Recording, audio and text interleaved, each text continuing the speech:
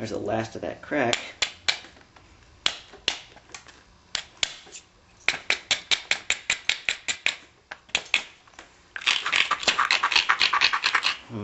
Brushing it around, turning the edge a little bit more by doing those scrunches. A little bit of a grind.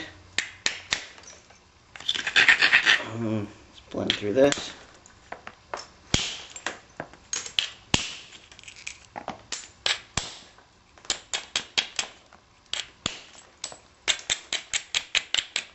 I'm cleaning up as I go.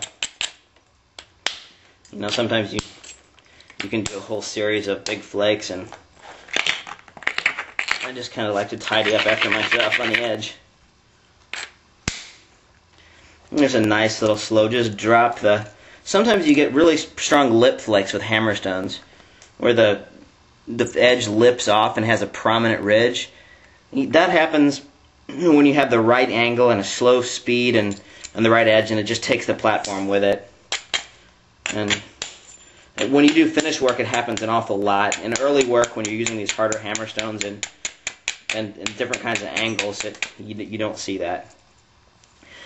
Okay. And we see we've just done brushing flakes on this side the same way, and our edges it's got a little bit of a bow on this side and a little bit of a bow on this side, so we'll bring the base in a little bit, and we'll do work on the other side. I have to lose a little bit of length here to restore balance. And that's something, depending on what kind of point you're making, sometimes they hardly ever did any basal thinning or staged it in ways that was early and predictable. And other times it seems like you give a lot more preference to width than you do length, and I did quite a bit of basal thinning. And clovis is one of those things where on some of them they did an awful lot of selective basal thinning, or what people would call fluting.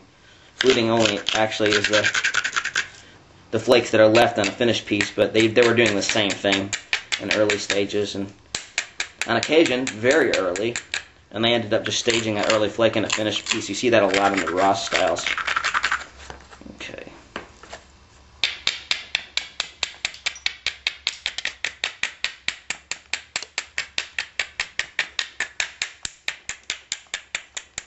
Getting rid of the little knots.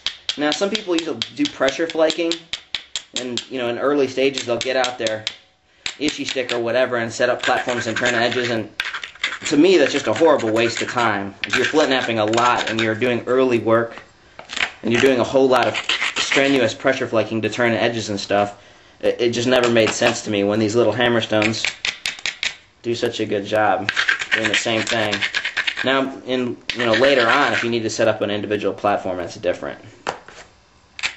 You really need to relieve it, and then I'll use the antler, especially if you're using antler to do it. It doesn't make sense, because you wear down your tools. And okay, there's a nice little flake and smooth and gave us good. Okay, now I did a spacer.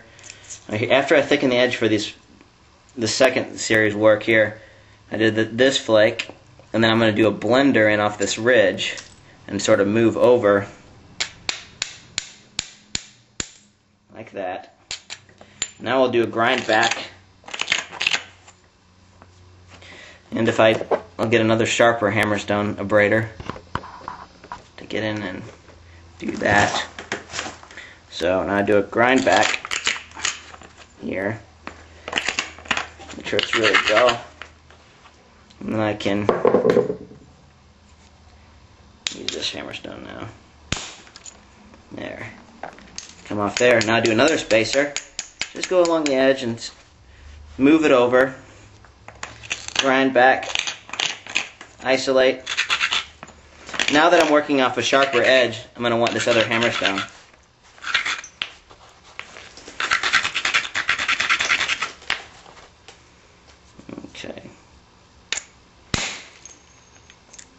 Okay.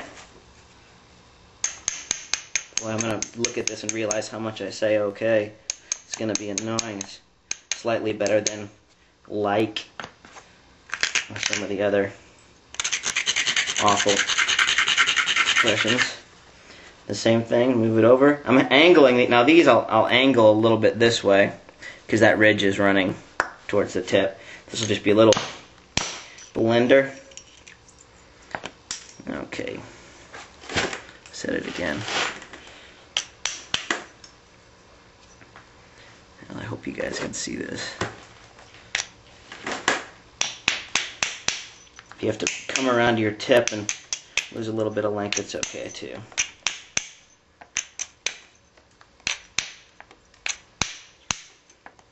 Now, the difference between antler and some of these softer hammerstones, it's night and day in one respect, and then in another respect it's very similar.